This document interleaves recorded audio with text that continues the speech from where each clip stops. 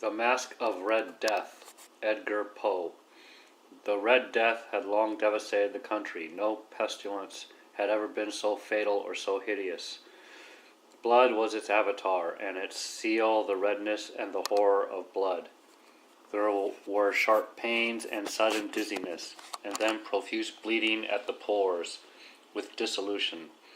The scarlet stains upon the body, especially upon the face of the victim, were the pest ban which shut him out of the aid and from the sympathy of his fellow men.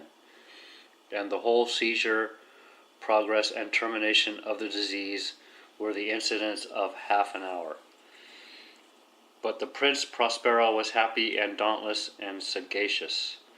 When his dominions were half depopulated, he summoned to his presence 1,000 hale and light-hearted friends from among the knights and dames of his court, and with these retired to the deep seclusion of one of his castellated abbeys. This was an extensive and magnificent structure, the creation of the prince's own eccentric yet august taste. A strong and lofty wall girdled it in.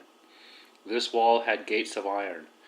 The courtiers have entered, brought furnaces and massy hammers, and welded the bolts. They resolved to leave means neither of ingress nor egress to the sudden impulses of despair or of frenzy from within. The abbey was amply provisioned with such precautions the courtiers might bid defiance to contagion. The external world could take care of itself. In the meantime, it was folly to grieve or to think. The prince had provided all the appliances of pleasure.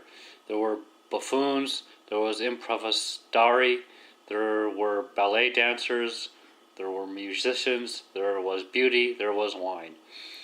All these and security were within. Without was the Red Death.